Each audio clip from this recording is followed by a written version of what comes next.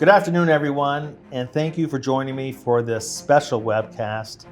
Special in that this is the first time we're hosting live in studio and pioneering this with our featured guest, Jeffrey Gundlach, which makes it even more special. Jeff is indeed a pioneer in his own right, having founded Double Line back in 2009. Great timing when you consider we were just coming out of the abyss. And Jeff, you never look back. It was only 2 years later that Jeffrey took the crown away from Bill Gross and took on the title as the Bond King, or as Barron's put it on its front cover back then, the new Bond King. Well, Jeff, nobody has managed to dethrone you over these past 13 years, so congratulations on remaining the king. And it just hit me that I really should have labeled this webcast The King and I. But you still have more hair than Yul Brynner, and I doubt that I could ever hit Deborah Kerr's high notes. I want to quickly say, before we get going, that I was invited to the ribbon-cutting ceremony at the opening of the Jeffrey E. Gundlach building at the Buffalo AKG Art Museum last October.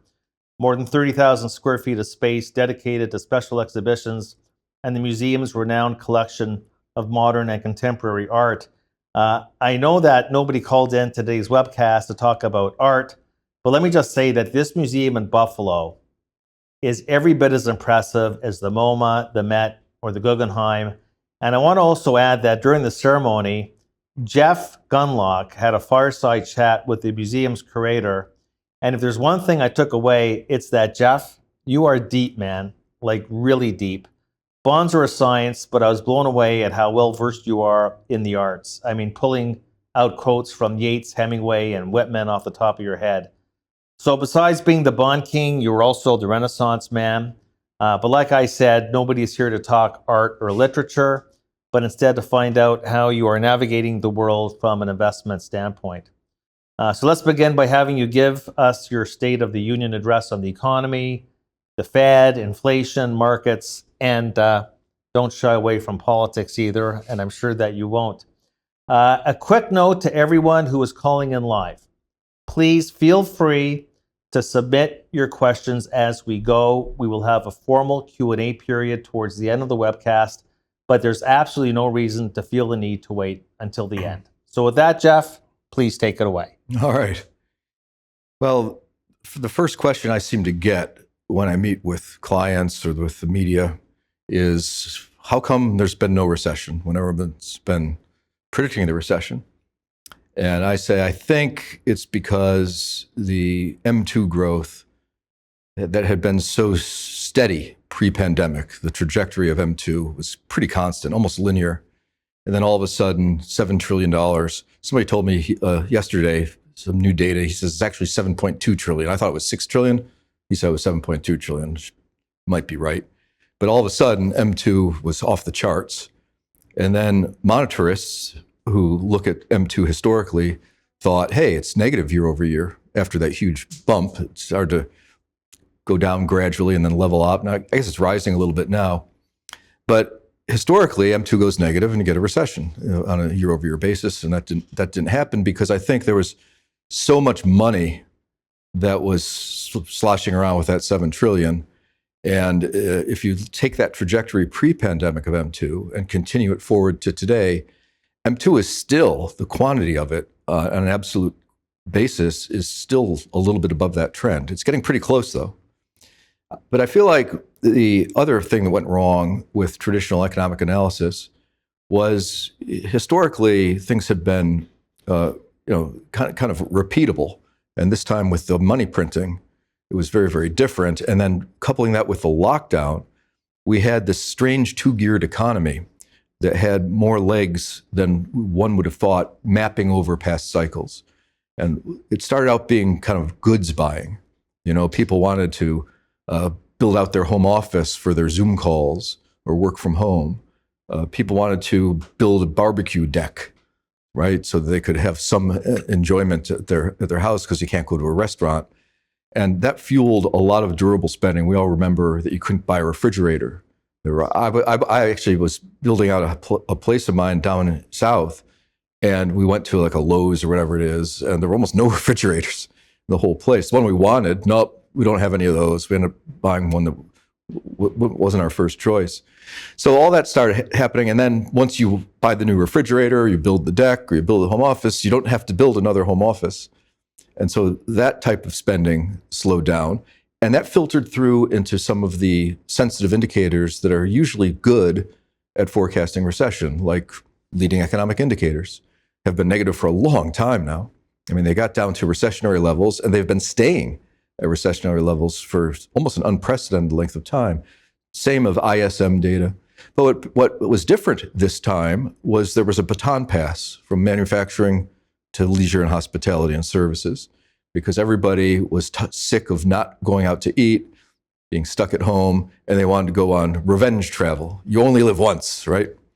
And so people started to go out and I think, go to a Taylor Swift concert in Tokyo and all this kind of nonsense, and spending all of that government money.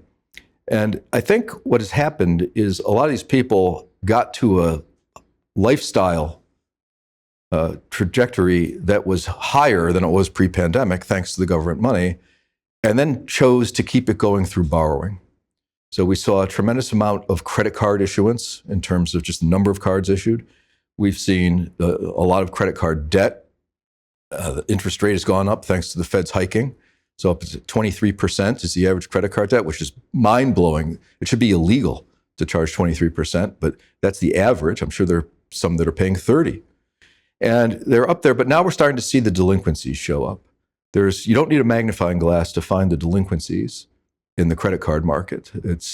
I think people are stretched pretty thin. And the data, I don't want to lean too heavily on 1 month, but the data has not been great. The retail sales were negative last week, and that's not a real number, that's a nominal number. And so the unit sales were terrible. And we're seeing the Bloomberg Surprise Index for the economic surprise, it was kind of neutral. And the last month was one of the worst readings ever in terms of the decline. It's down to recessionary territory. And so it's been a strange kind of two-geared economy. But the yield curve has been inverted 2s, 10s for longer than any time in my career, which is over 40 years. And it's been even longer than during the early 80s with Volcker. And yet it's been stable. It got to negative 108 basis points, 2s, 10s. And then it got pretty narrow, and now it's hanging out at 45 basis points. It's been really stable. In fact, the yields broadly have been quite stable ever since the big rate rise that went into ultimately crescendoed in October.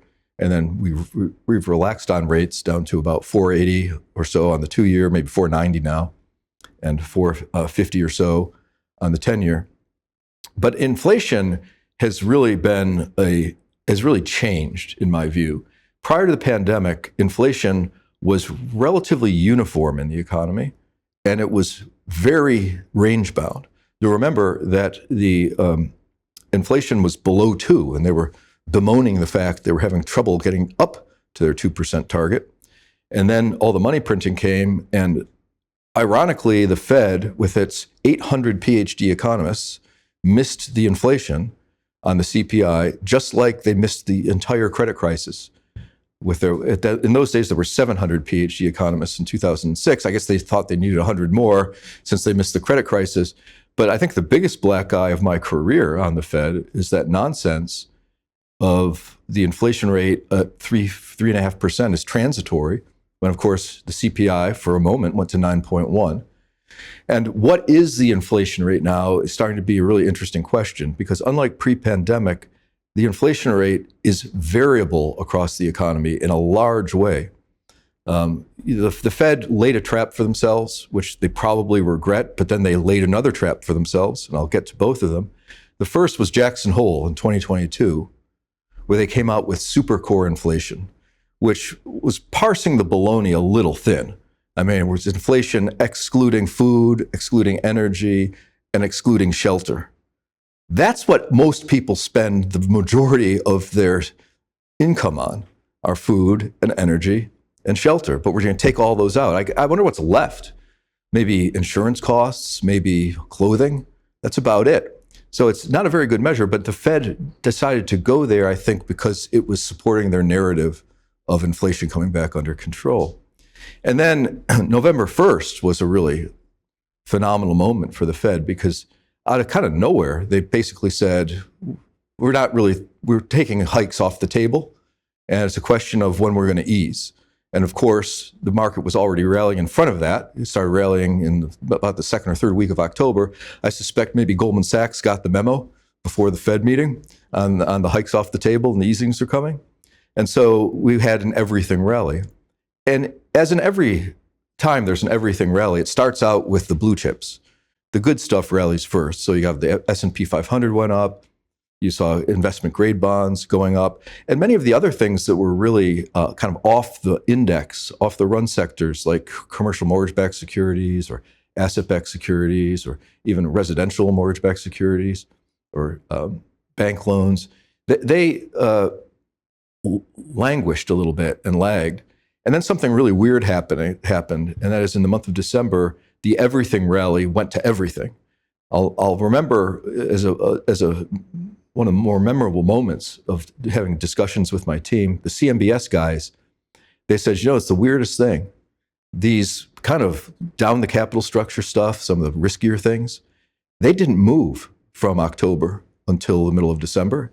And he said in the last 10 days, they're up 15 points. And this is on a base price of 60. So we're talking 25%. But he said to me, but the fundamentals are worse than they were in October. And yet, this is so we had the everything rally based upon that Fed. But if I just take a look at the most recent prints of inflation, now you can almost choose your inflation rate, because we have super core and we take out this and that. We've got the PCE and the CPI and the PPI.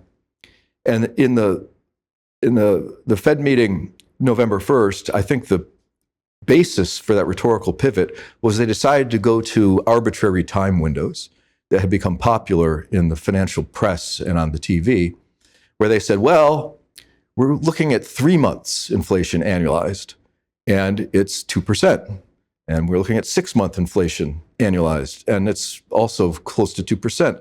So we're in the last mile, because if we can keep this going, it'll all be great. Well, that is a trap that they set for themselves November 1st, because if you look at those numbers today, that analysis attempt is backfiring. I mean, 3-month CPI and PCE annualized are up near 5. 6-month PCE and CPI, one of them is at 3.8 and one of them is at 4 annualized. So it's getting harder for them to create the last mile narrative. But you can create almost any inflation rate you want if you take one index rather than another and choose something to exclude. I wonder if in the next Fed meeting they won't do the following. They say inflation actually is at 2%. If we take headline CPI, X shelter, it's at 2%. It's like at 2.1. So you can create the 2% if you want. But at the same time, there's a lot of prices that remain high. And I think that's what's weighing on the consumer and will continue to weigh on the consumer.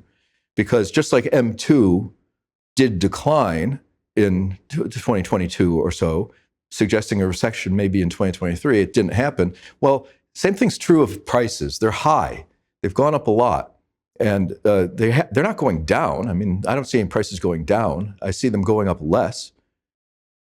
So I think you can kind of create whatever inflation rate you want. And if I look at the most recent print on the CPI, there's a great dispersion by sector. So for example, there's one sector, auto insurance, in the CPI. It's up over 20% year over year. And then there's another sector on the other side, which is used car prices, which are down 6% year over year. So we have a range of over 25% between the one that's up the most year over year and the one that's down the most. But let's think about that for a minute. Auto insurance is something that everybody has to own by law. If you're going to drive a car, which is just about everybody, you have to own it. And the auto insurance is high because crime is high, because auto theft is high, carjacking. I think there are more accidents now. I think there's just a general lawlessness. So on the frequency side of the insurance equation, they're getting killed. And on the severity side, they're getting killed because prices of repairing anything. It's just it's hard to get a plumber. It's hard to get somebody. I had a hard time. I have an old 1972 GMC truck, and it's had problems. And I'm trying to rehabilitate it. And it's hard to get people to do it. So that's sort of happening. But what your inflation rate is because there's this dispersion, is highly dependent upon what's going on in your life. If you're just put 4 kids through college the last 10 years, you've got a high inflation rate. If you're trying to care for an elderly parent, which I'm doing, I've been doing it for 11 years, assisted care and that sort of thing, the prices are up a lot. So it's a very uneven economy that way. But I've been basically of the belief that the lower parts of the capital structure in investing should be avoided. Triple C bonds should be avoided, unless you like equities, because the triple Cs are going to turn into equity when they default, because the default rate is going to be quite high. The spread between triple C junk bonds and double B junk bonds is widening very substantially. There's a lot of recessionary signals out there, but it's been slow to arrive because of the strange pattern mapping over economic statistics from past cycles being less efficacious due to all this money printing. The one good thing, and it's the only one good thing, I think, that came out of the $7 trillion of money printing is that once and for all put the stake in the heart of the ridiculous modern monetary theory, which was just one of the biggest farces of all time. You were supposed to be able to print infinite money and never have inflation, but yet it briefly went up to 9%. So Dave, I'll sort of stop there and see what you want to unpack. Yeah, well, let's talk about. I mean, we talked a lot about inflation and about what's already happened, and I guess I'm interested in what your view is on where inflation is going to be over the next 1, 2, 3 years, say. Like, are you in the disinflation camp, lowflation, or do you think we're in the secular inflation camp? Like, I basically look at everything you said 100% right, that we had this COVID-related shock. And look, we've had shocks before. We've had multiple wartime shocks. Inflation goes up. When we had the Spanish flu in the early 1900s, and inflation shot up. It was a supply event. And then it takes a while for the inflation to come back down. But everything we're looking at is through the lens of the rearview mirror. I'm looking at in the real world. We're here talking about the CPI, the PC deflator. Most of those measures are imputed by government statisticians. Like, I take a look, when you're asking me about the inflation I look at and the data, I look at the stuff you can see, touch, and feel. Okay, you can measure clothing. You can measure automobiles, furniture, building materials, financial services. How does the BLS calculate financial service inflation, which is rocking and rolling, along with insurance, so many of these service sector items, and that's where the inflation is. What's very interesting is the Atlanta Fed. Nobody talks about this at the Fed. The Atlanta Fed gives this to us on a platter. They give us the sticky CPI and the flexible CPI. And the sticky CPI, by definition, are things that never go down. The core sticky CPI year over year in the Atlanta Fed series has never gone negative. Well, why would it? It's sticky. By definition, stuff like education and health and rents don't normally go down. And there's nothing the Fed can do about that. Yeah. But the cyclical stuff, the Atlanta Fed's core flexible CPI is running negative 0.3 year over year. That's the stuff the Fed can control. That's the stuff that runs with the contours of the business cycle. And then we look at all these retailers. Are we hearing inflation out of like Walmart or Target or Lowe's or Home Depot? No, quite the opposite. Like, we're on the other side of the mountain. And what I'm finding with my clients and what I'm finding with other colleagues, which is surprising, is they're conflating prices with inflation, because inflation is a rate of change. Mm-hmm. Paul Volcker is renowned for being the inflation dragon slayer. He didn't slay prices. Prices under a 7-year tenure from 79 to 86. The price level went up 40% under Volcker, but he's renowned for taking the inflation rate from 14 down to 4%. So it's unusual, especially in a service sector economy. I hear about this all the time. Sticky, sticky, sticky, sticky. Yeah, a lot of this stuff is sticky. Most of the CPI and PC deflator are services. Health services don't go down. Education services don't. What was that? Tuition rates ever go down? But it's the cyclical stuff. They might one day, I suppose. Yeah, well, yeah, we were talking about that offline. But I guess, I'm giving my view, but I guess the listeners would want to find out, like, where do you see, we know what's happened in the past. We'd be talking about high prices. And if we just lamented about high prices when Volcker took over the reins, we would have missed out a very big story in the next 10 years. And I understand that there are inflationary forces, the deglobalization, the greening of the world, the transition towards that. However, what's your view on where are we going? We're in the and I'm not talking about 10 years because who knows, but let's say in the next 1 to 3 years. What's your view? Well, to start off, I remember you just said 14% down to 4%. We're almost at the 40-year anniversary of the last big peak in interest rates. It was May 31st of 1984. And the longer-term treasuries were at 14%, and the inflation rate was at 4% and falling.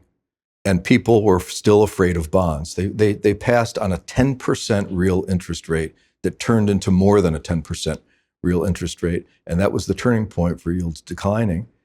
And I feel like we almost have the exact reverse going on, where the policies that the government has shown its hand as being willing and able to execute upon suggest to me that we're going to have, in the near term, I think the inflation rate is not a problem.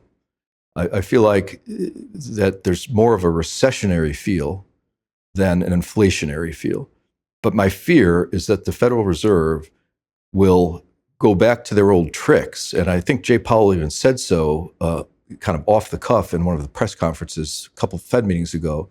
We need to reduce the balance sheet so that we can gun it back up again in the next recession, which indicates to me, sadly, that the response to the next economic downturn will be money printing and inflationary policies. And so I fear that in the next recession, I expect that inflation will go down, and I expect that long-term bond yields will go down.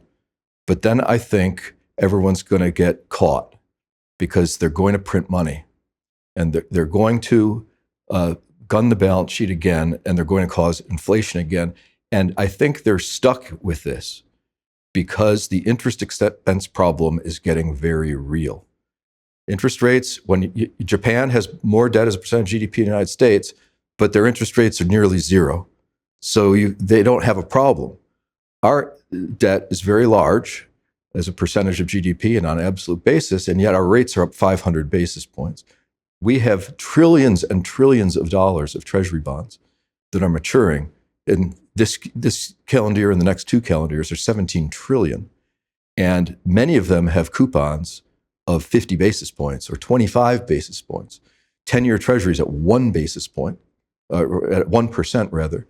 And these are coming due. And if interest rates are where they are today, the interest expense is going to start turning into one of the largest budget items. It's already surpassed the official military spending. And higher for longer means that these maturing bonds are going to be priced at 400 basis points or 300 basis points or 200 basis points higher than what's rolling off. And I spoke at Jim Grant's 40th anniversary conference back in October. And as luck would have it, there was a big newswire story about how Stan Druckenmiller was sounding the alarm on the interest expense, but he was using the CBO data. So he said, it's going to be, like 30% of tax receipts by 2040 or something like this. And this is a problem. That's not even close to accurate because the CBO's estimates are highly optimistic. They assume real growth all the time of 2%. I can't blame them for that because they make multi-decade projections. So how are you supposed to do business cycle? So they just throw in the towel, and I can't blame them. It's just going to be 2% real all the time. But they make 2 assumptions in there that are really specious. And one of them is that the interest rate is going to be 3%. Well, it's already has a 4 handle across the curve and a 5 handle on the T-bills. So that's not a good assumption. And they assume that the budget deficit will be something around 4% of GDP. Well, it's already 6. The Biden administration predicts it's going to be 6.1 next fiscal year. And of course, that assumes no recession. When a recession comes, you add percentage points of GDP onto the deficits. In the old days, it used to be 4%. In recent recessions, it's been, well, the COVID, we'll throw that one out, it was 20% of GDP, but that was the money printing. But 9% in global financial crisis, so let's just say it goes up 6%. That means we would have a budget deficit of 12% of GDP. And if the interest rates aren't the 3% they assume, but they're, I don't know, 6, because people don't like the inflationary response to the recession, we're going to end up with, not like Stan Druckenmiller quoting the CBO, we're going to end up with something like the entire discretionary budget will be, the interest on the debt will be that size, as the entire discretionary budget by 2030. So we're in the end game here for this debt finance scheme.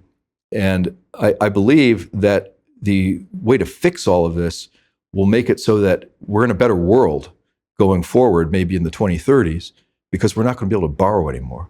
We're going to have to run a sound economy. That's so outside of the psyche of consumers today. Consumers today are borrowing money like crazy at 23% interest rates. I remember when I got my first credit card, it was from Sears. And I couldn't believe it. I filled out the application, I got a credit card, and that was like my coming of age. You know, I'm verified now. I'm a real adult. I've been, all that, it's just a trick. It's a trick to make you sort of waste your money, get yourself into a debt trap. And we've done that across the entire society. And I worry about how we're going to deal with this interest expense, because we have over $210 trillion of unfunded liabilities in the United States. Unfunded pensions, Social Security, Medicaid, Medicare.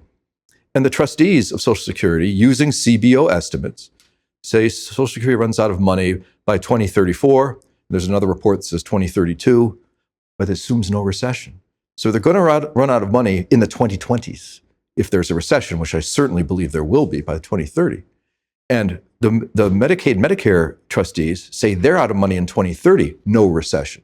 So they're going to run out of money like before the next presidential election after this one. So what are we going to do? I've got a sort of a radical idea, and I'm not predicting this, but it's something that I've started to implement. And that is that I don't like taking any risks that I don't get paid for. And if I can eliminate a risk at no cost, I want to do that. So I've got this crazy idea that I want to buy only the lowest coupon treasuries, zeros if possible. Because if I have a very low coupon treasury, I don't have to worry about being restructured. I worry that the federal government might be forced to restructure the treasury debt. People say that's impossible, that's a contract, it's illegal. And I say, well, don't you remember the mortgages back in 2007, 2008, 2009? It was illegal to modify those mortgages. It was in the prospectus of trillions of dollars of mortgage-backed securities that these mortgages cannot be modified. But they did it. The Federal Reserve Act of 1913 says the Federal Reserve is illegal to buy corporate bonds. In 2020, they started doing it. They didn't have to do very much, because just by doing it, the market repriced aggressively, because they said, well, the Fed's got an unlimited balance sheet, or perceived to be a huge buying power, so they can write this market. And so that happened. It's illegal, it's unconstitutional to cancel student debt, but $7.7 billion of student debt was canceled yesterday in one day alone. So the fact that something is viewed to be a contract doesn't mean it won't happen, because it's been happening with regularity over the last several years. So what if, and I'm not predicting this, but what if the Treasury says, hey, we've got all these bonds out there, and some of them are quite old, and some are paying 4%, 5%, 6%. We're in a jam. So what we're going to do is every Treasury bond that has a coupon above 1, we're resetting the coupon to 1. And every bond that has a coupon below 1, we'll keep the coupon as it is. And if you own a 6% coupon 20-year bond and it gets reset down to a coupon of 1, I'm not predicting this will happen, but it might. You're going to lose 50% of your value at least. So buy the ones that have the lowest possible coupon because they yield the same. People haven't figured this out yet, that there's a risk. But when you consider who are the biggest holders of bonds are like the pension funds. Oh, I understand. It's a disaster. It's a total disaster. But that's what happens when you have no options. You know, it's sort of like when you first get a sore throat and you think you're getting a cold and you try to convince yourself that no, it's not real. It's just it's just a little scratch, and it takes you all day long to finally by 3 p.m. you're like resign. Yeah, I gotta admit it. I'm sick. I got this cold. I'm gonna be sick for 10 days. People like to put off bad decisions, difficult decisions, but the danger is they put them off so long that the options are limited. People say to me, well, what can we do about these unfunded liabilities, the value of which is greater than all the financial asset value in the United States? What can we do about these?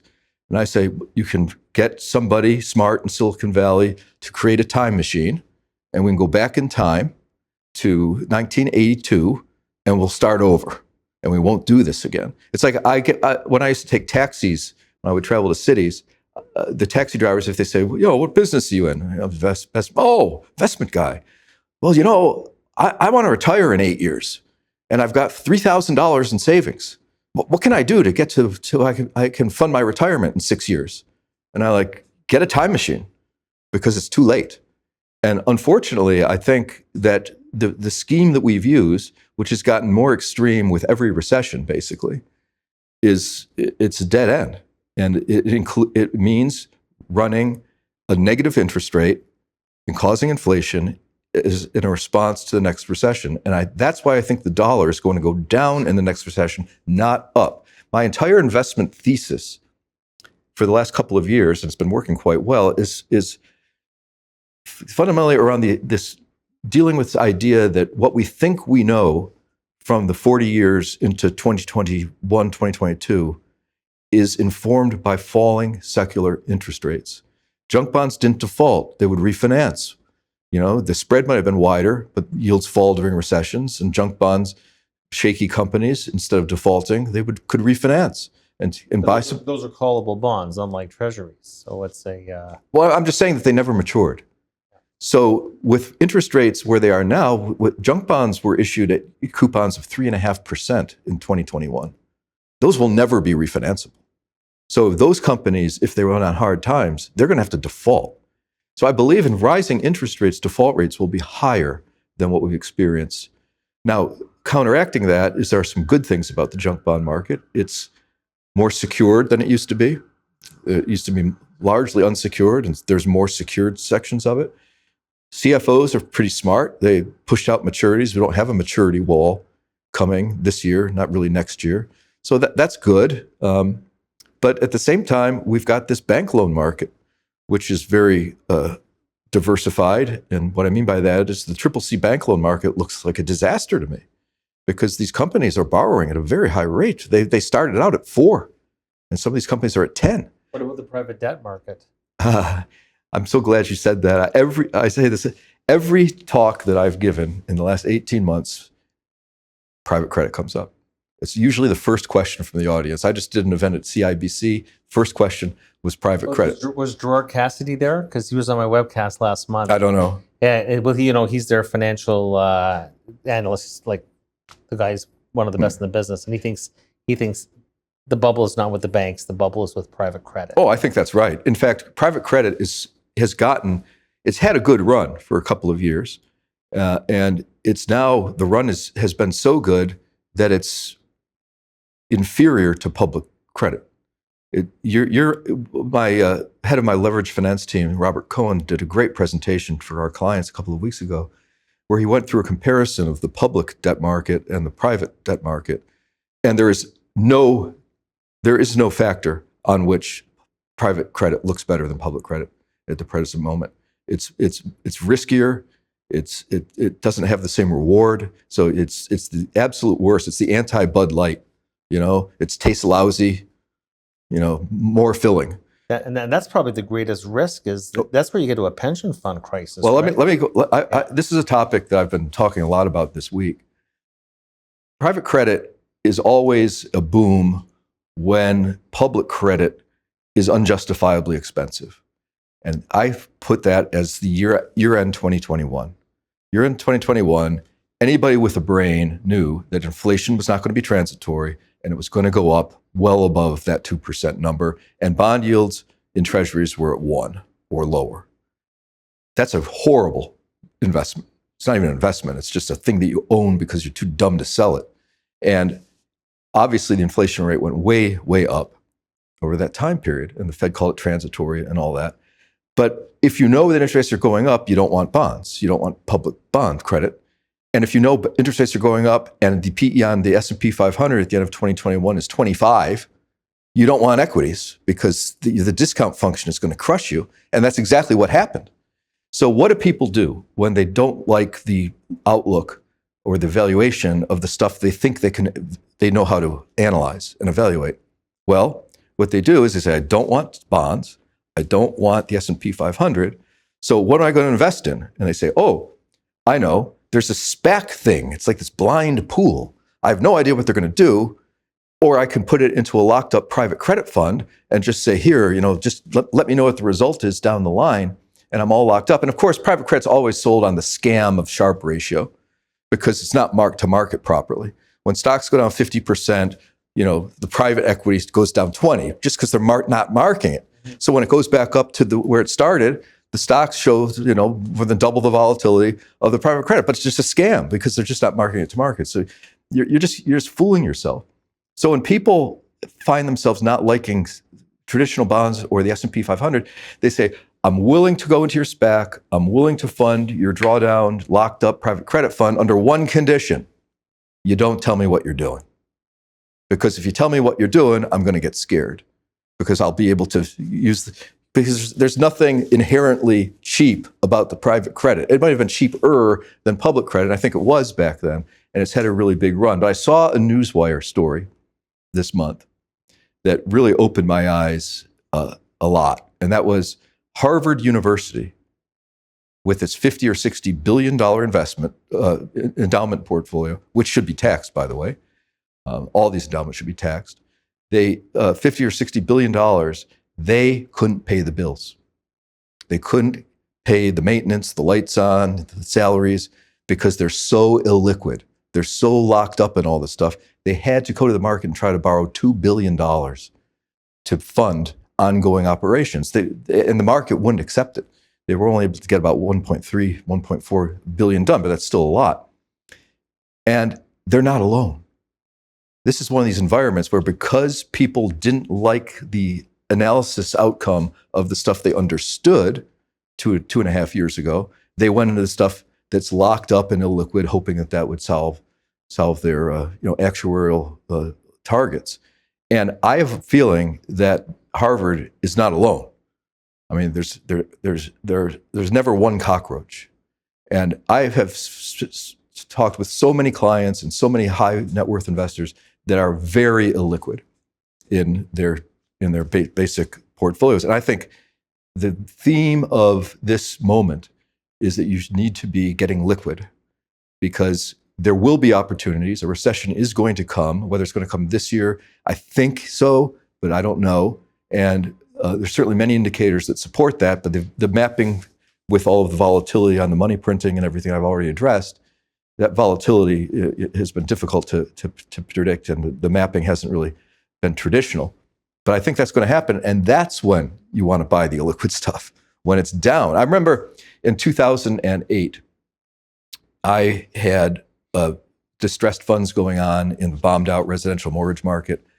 And they were so cheap. It's just unthinkable. There's been a few moments in my career where things were so cheap that if you tell people about it, they won't believe you because it's so out of the context of their own experience.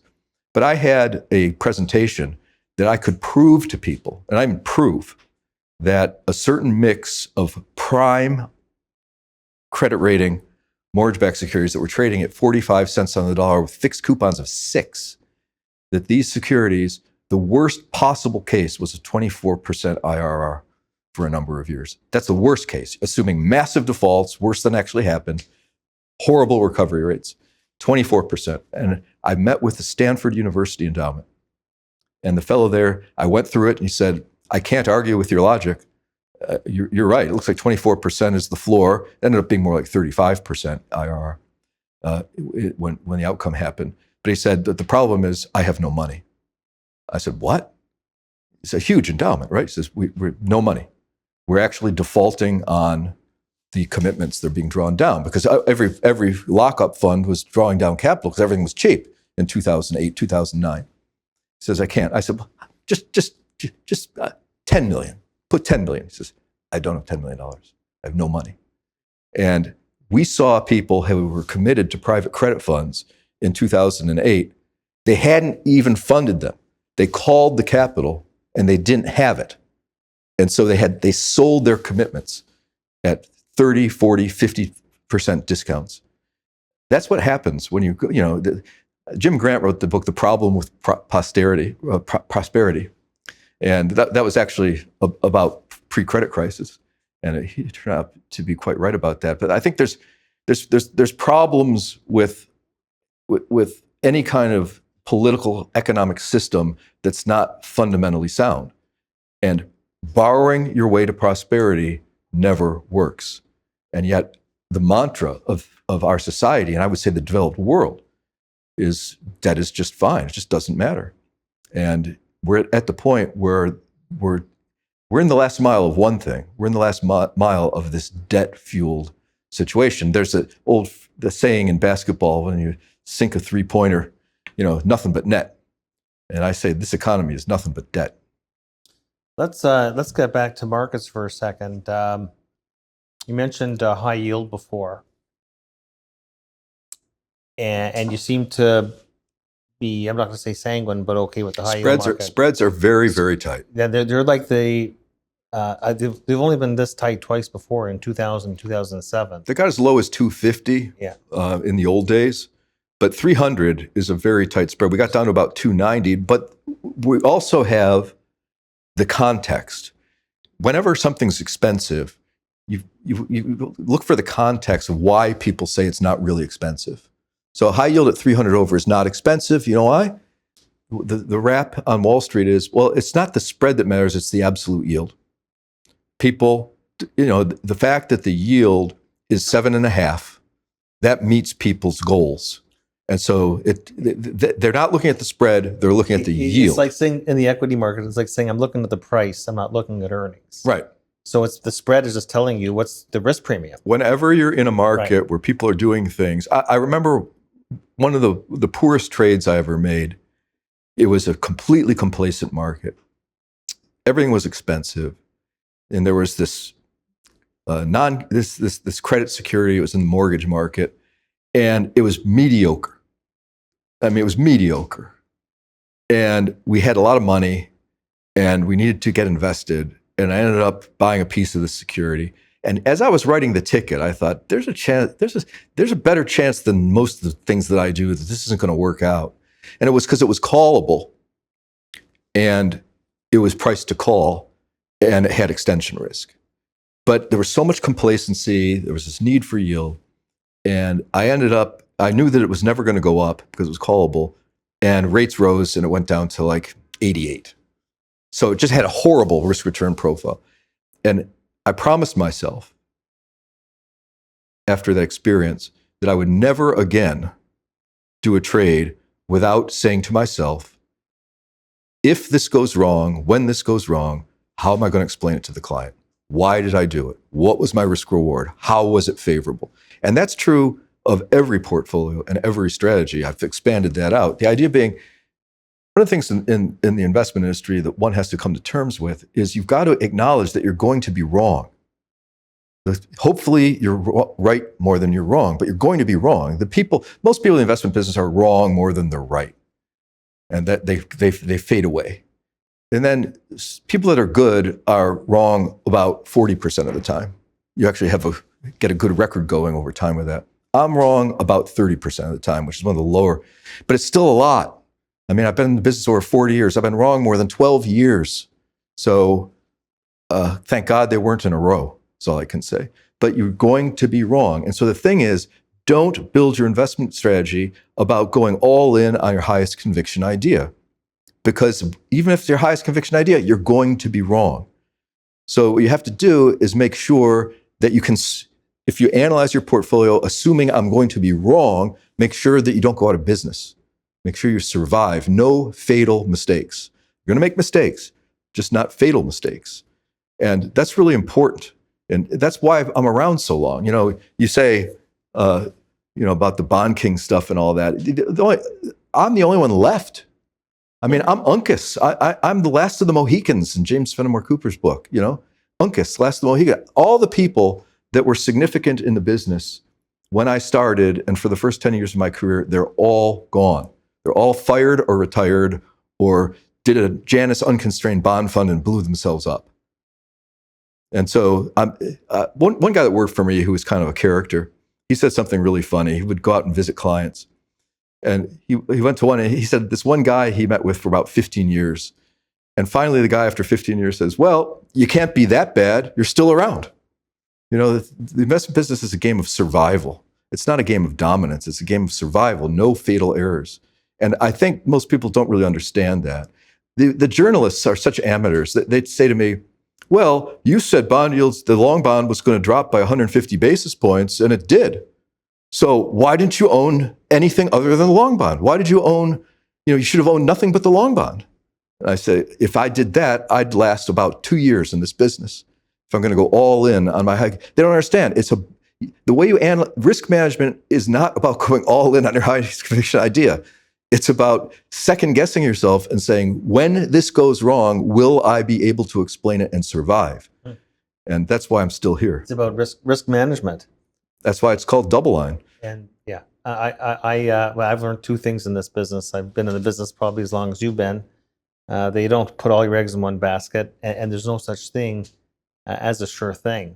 I also, because I'm a disciple of Bob Farrell, and rule number 9, when all the experts and forecasts agree, something else is going to happen. And I think both of us have a bit of a contrary streak because that tends to win out over time. So I saw this Bloomberg news article, don't know if you saw it, where they surveyed institutional investors.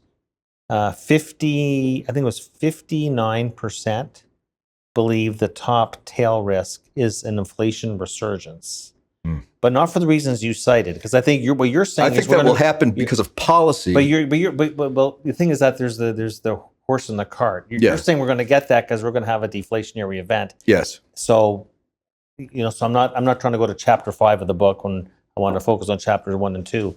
They're saying there's going to be supply. There's going to be something that causes an inflation resurgence. The sort of stuff that you would have read in the FOMC minutes yesterday, with the hawks are so nervous about inflation. I think there's just fighting yesterday's war, and they feel their integrity and credibility has been jeopardized in this whole getting transitory wrong. They still live with that shame. But the survey showed, I think it was 56% saying inflation resurgence tail risk. 23% said recession. Yeah. And I just find that, but that seems exactly the opposite of what it should be. And that's exactly what I said on my note today. Those numbers should be reversed. Yeah.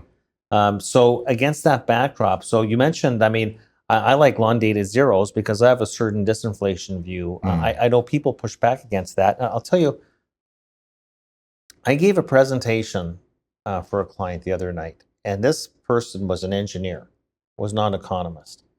And he gave a response to why do people have inflation on the brain? I mean, despite the fact that, look at what the retailers are telling you. What's the beige book telling you? Businesses are losing. The pricing power is being diminished. Nobody seems to want to believe it. People are out of money. People, and so this fellow said at this dinner presentation that I gave, he said, so here's what happened. And it was a layman's view, but I said to him, I'm going to write about this, which I did. And sometimes the best economics comes out of people that don't have an economics degree. He said, during that period, you talked about the bulge in the money supply. Well, that reflected the bulge in excess personal savings. right? The stimulus checks. Sure. $2 trillion. It was a lottery ticket for the general public. Yeah. And so they didn't mind paying the higher prices. Everybody, what's interesting? Everybody is complaining more about prices now than they were 2 years ago. Because they can't afford it. Because when they had the gargantuan savings, I can afford to buy this. The savings are gone. And that's Go to Tokyo to see Taylor Swift. And that's what I mean. People conflate prices with inflation, but what drives our business, which is interest rates, is not levels. It's rate of change. This is what the inflation rate is. So besides, it sounds as though we're simpatico in having a more cautious view of how we would construct the portfolio. But besides long dated zeros, which by the way, I'm Foursquare, what about, you were saying last time you were on my call, where we said quite accurately, and none of us said, well, they're going to go crazy cutting rates, and the markets leapfrog the Fed. However, we had the view, they're done raising rates. Yeah. Therefore, would you also barbell your zeros with 2-year notes at 5% plus? Because if we're at peak rates and you're getting paid, are you still there in that? I basically have a credit portfolio that is not at the bottom of the capital structure at all, more like, in many cases, the top of the capital structure, like AAA rated things that float because you're off of like CLOs or bank loans. I like double B bank loans. They're not going to default if you're doing any kind of diligence on your underwriting. And you're right off of that SOFR rate that's at 5 3/8, and you're getting a couple hundred basis points on top of that. That's going to be fine until the Fed actually does start cutting, and they keep saying higher for longer. But I really like things that are in like the 3-year, 5-year part of the curve for credit, where you can fairly comfortably get 6.5 with zero risk. I mean, zero, no default risk at all. We have a ETF that does CMBS, and that makes people break out into hives, but everything we own is safe. There will be. You're talking about specifically about the credits that you own. Yeah, well, I'm talking because I'm looking at the overall market. It seems to be looking at spreads. They're almost priced for a no default experience, and I'm looking at the data and I'm saying, well, how is that funny? No. The number of business we talked about, is the recession? It's interesting that the data are so conflicting. The number of business bankruptcies in the United States in the past year, people freak out when I have to show them the data. A lot. Up 35%. Yeah. It's at they'll say, oh well, but the level, it's a low level. You say, well, actually, we're back. That level's back to where we were in the third quarter of 2020 when we were actually just gingerly coming out of the pandemic lockdown recession. Spreads were not. I'm looking at the spread because that tells me the risk premium is not where it is today, where it was back then. Yeah, but what I'm talking about are things like our CMBS ETF. Everything in there is absolutely positively money good. We have the absolute lowest risk possible, and still we're getting a 6.5 yield. It was 8 back in October. That was really sweet. But it's 6.5 yield, and there will be no defaults. And it's only a 2-year portfolio. That's it. And that's the lowest risk thing, actually. If you go into the double B bank loan market, you're talking you can probably get 8, and you float if the Fed actually changes its mind and hikes. And you can do that in a lot of securities that are not really heavy in index funds, because they're much more labor intensive to analyze and to monitor. But it's not hard to get 7.5% with a total sleep at night profile. And if you want to get aggressive, you can probably get 8.5. But now you want to put that in a risk category. But I want to pair that with what we're using is the 10-year Treasury. Okay. We don't like the 30-year Treasury because I'm worried that people are going to get spooked about the deficit in the coming recession. And I'm worried that the 30-year yield may not have any sponsorship. So it might not. I just choose to use the 10-year. And we have more treasuries now in our strategies than we've ever had at Double N. It's not the majority of the portfolio, but we've had strategies where we had 0 treasuries in 2021. And those strategies now if the ones that had zero are at about 30% treasuries today. And that's because we need a risk offset. We were in the fixed income dungeon for nearly a decade, where there was no way to generate a high sleep at night, attractive profile, because treasury yields were zero at the short end, 1%, 1.5% on the 10-year, and credit spreads were really tight. And it's just like there's no way for these credit things to go up. There's no interest rates, so you couldn't do a risk trade-off. But thankfully, rates went up, and so now of course, rates can come down. Of course they can. They're not at zero. I mean, if you don't think rates can come down, well, they already have. Not a lot, but they did drop over 100 basis points from their high in October to the lows earlier this year. So yes, and now they're back up. I mean, the 2 years up near 5% again, and the 10 years up at about 450. Of course, it can go to 350. Of course, and that would be a smart thing to have, because some of this credit is going to go down in price in a recession, because the spreads are too tight to sustain under anything resembling a recessionary environment. So at least we have the possibility of offsetting them, and we're taking advantage of that. It's kind of fun. It was like how when we started Double Line, it was just unbelievable how attractive. I saw in your introduction, you talked about we started in 2009. Things had rallied a lot by the end of 2009, but you were still able to put together this type of risk offset fixed income strategy. 9% is what we yielded. 9% going. No wonder we had such awesome performance. I mean, it was 9%. Everybody else was yielding 4%. And so we had ridiculous returns. This is an echo of that. It's nowhere near as good as 2009, where you had, interest rates rose in 2009 on treasuries, and credit improved, but there was a lot of inefficiencies. Today there's some, but everything rally since November 1st has made a lot of things transition into a risk-reward profile, which is not fully convincing. And I would say that of high-yield bonds, I would say that we don't own emerging markets hardly at all.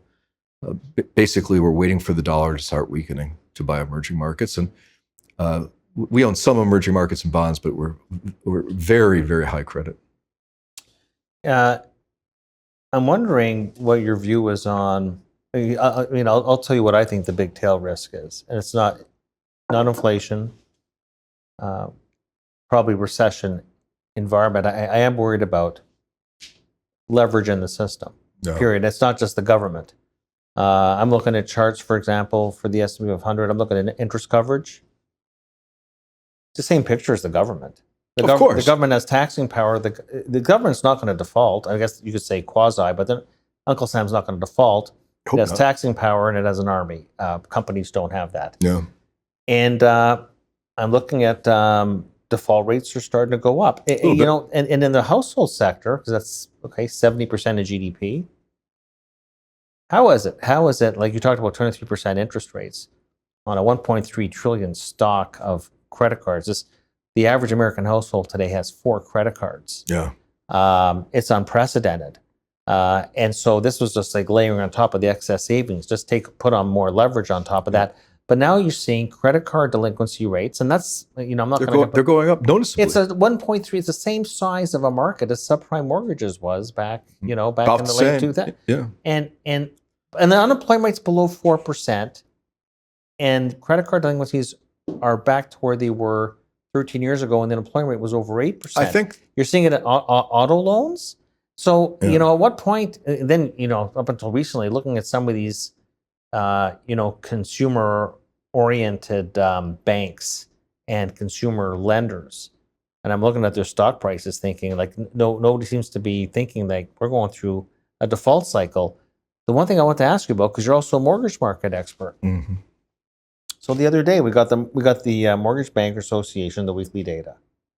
What is going on with mortgage refi activity? Have you seen the numbers? The mortgage applications for new purchases are diving, and they're down something like 12%. Refinancings are to get money because their houses prices are up. They're taking money out. At these rates? Yes. That makes no sense. Well, it's not smart, but it's Prices aren't up that much. Prices are up like 5% year over year. I'm talking about since 3 years ago. I'm talking about the cumulative number again, just like M2, just like the inflation. So that's got to be prices. a sign. That's got to be a sign of strain. Then you're desperate if you're doing that, right? You're eating your seed corn. This is what's happening. The dark side of the money printing, the stimulus checks, the dark side is it readjusted people's perception of lifestyle up. They spent the money, they went on to all this, and they got used to a certain lifestyle that they can't sustain. They need the government money to sustain that lifestyle, but they're reluctant to go back to where they were because they've gotten used to it. And they filled the gap by borrowing money on their credit card. And now they'll say, well, I can refinance this mortgage and take out money. And going forward, my monthly payment is going to be worse by a lot, but it solves the problem for the foreseeable future. When you're in the end game, when you're in the end days of debt schemes, which is where I believe we're getting close to, people do things not because they think it's smart, because they think that it is one more option. I've maxed out my credit cards. Now I can do a cash out refi. It'll keep me going. And other than that, I have to cut back, and I don't want to cut back. So, I noticed something on this trip that I've been on this week. I noticed that I hadn't taken a taxi in New York in 5 years. And I got in the taxi, and the guy flips on the meter, and there's a little window that says extra, $4. It's just extra. So you don't start at $0. You start at $4, and then the meter goes. And I ate dinner at the hotel last night, and I got the bill, and there was a line item that just said extra, and it was $9. So it's weird. They don't want to sticker shock you with the menu price, but they put on a $9, just frivolous. So it's just extra. That's how it's labeled, extra. So I suppose you could get prices down if you got rid of the extras. Yeah, we'll see how the BLS or Statistics Canada would do their hedonics on that. So you dabble in all markets. So what's your view of equities? I think equities are really expensive in the United States. They're right back to where they were at the end of 2021. Narrow as all hell. Late cycle of the economy.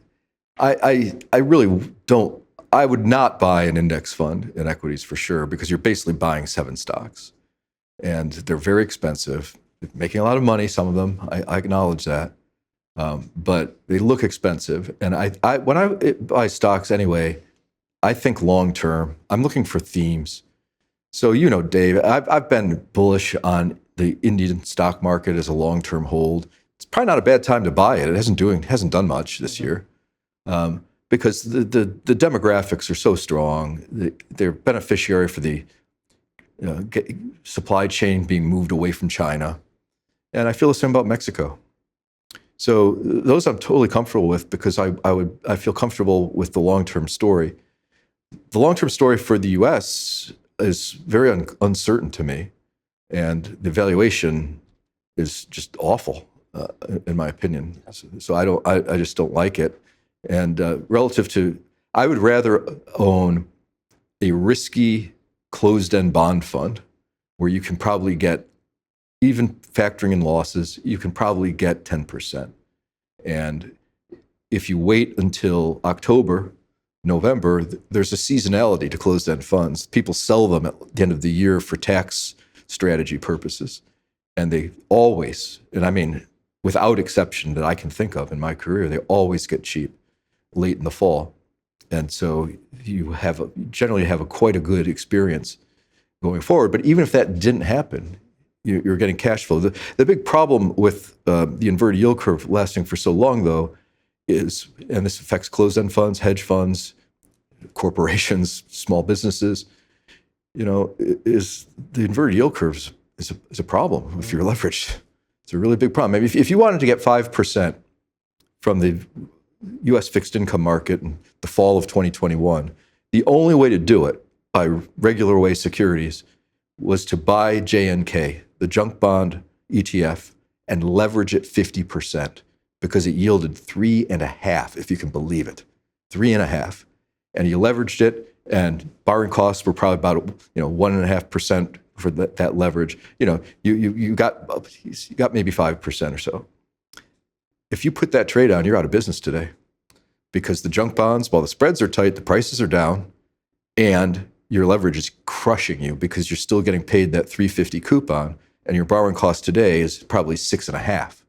So you're losing 300 basis points every second of every minute of every day. So that's all those things. Higher for longer starts to take people out. It doesn't happen overnight, but it starts to take people out. Well, we had higher for longer, if you remember, 2006. This looks a lot like summer 2007. That was an 18-month higher for longer. People forget the Bernanke higher for longer, and we're in higher for longer until we're not. We're getting pressed for time, I'm being told by the crew. But let me two things that I just want to ask you about quickly, and then we'll conclude. But two elephants in the room: AI and China. I view them both. I think China has replaced Japan. We called it Japanification. Now it's Chinafication. And I wanted to hear your views on China. Like I know you're resisting. You're resisting the long bond, but is China a source of global deflation and AI? Yeah. Okay. Just macro, not Nvidia. Yeah. Right. Well, China is something that at this juncture I would absolutely never invest in as a U.S. citizen, dollar-denominated person, because the relations are just tattered and getting worse. And if you're a U.S. and you buy in China, if you do well, I don't think you're going to be able to cash out. And if you have a loss, you're going to own it. I think it's the worst risk reward from a practical standpoint ever. I also think China's pretty weak, and so it's got to be a source of deflation and not inflation. AI is not even a thing. It's just mega computing power. That's all it is. It's just computing power to the nth degree. And it's kind of .com-ish, where if you mention AI on your earnings call, you get a bump. It's sort of like that. But a lot of companies got taken out that were .com oriented, and they deserve to get taken out. And a lot of companies that are AI attached to, for some reason that's maybe even peripheral, they're not going to do well either. But Amazon did well. It tanked like a rock in the early 00s. But if you hang on, I'm sure there's some winners in AI. But I'm allergic to momentum investing, and so I just don't want anything to do with it. I have one question for you, Dave. What do you make of the commodity price increase that's been pretty robust in the past few weeks? I mean, we're above the 200-day moving average. Mm-hmm. It looks like we're breaking out. Copper is ridiculously strong. Gold is strong. Gold is strong because you have two things. Well, firstly, India, which we're both bullish on. No other country's got 9% growth with such a vibrant population. And they love gold. They love gold. So there's a direct link there. And of course, the PBOC has been diversifying out of their dollar reserves. I think central banks are buying it. Central banks. So it's more, I think that's more of a diversification. I'm not seeing that as an inflationary impulse. Copper right now, it seems to me, is facing a very similar short squeeze that nickel was 2 years ago. Mm-hmm. And we saw, and the two charts line up. So copper, so the thing about commodities, as we both know, over time they're self-correcting. Yeah. The question is, what is more important than oil? Oil's everything. The experts said with the Middle East and the output cuts from OPEC, we're supposed to be. I'm going to have Mike Rothman on my call. Where's the $100 oil? Yeah. That's the thing that would derail, if it happens. And I'm not predicting that it's going to, but if it happens, that would derail the disinflation narrative. Because if you get oil up 25%, you're going to tack on 1% to CPI. But itself, you will and then it's like what happened. Look, it's like what happened when I was at Mother Merrill in the summer of 2008, when the Fed switched to a tightening bias. Richard Fisher, Dallas Fed president, actually voted for a rate hike. Trichet raised rates. Oil was pressing against $150 a barrel. Inflation in the U.S., God forbid, was 6%. That's what I mean, is that everybody extrapolates. Yeah. They can't see past the tip of their nose. If I told anybody at the peak of inflation in the summer of 08, we're going from 6 to -1, you would have been viewed as like, carry this guy out in a gurney.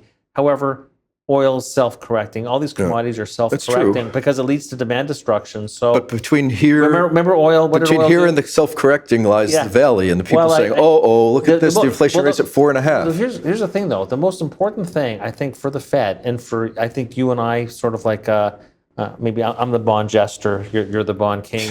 So, is what is the?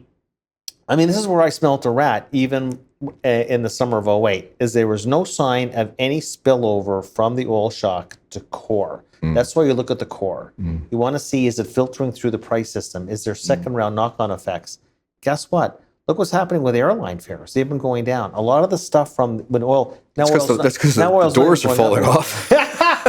Well, so in any event, that's why you always look at core, is because it gives you a flavor as to is any commodity shock really filtering through in terms of second round impacts, and then it leads to inflation expectations. And look, this is one thing we didn't talk about, is 10-year, 5-year TIPS break-evens are 2.3%. They've been amazingly stable. They haven't budged, and that's what I mean. Amazingly so for the Fed, instead of the Fed, mind-blowingly instead of the Fed looking at flawed, backward-looking data, the market's right in your backyard. Anyways, Jeff, I want to thank you profusely for what was a superlative performance.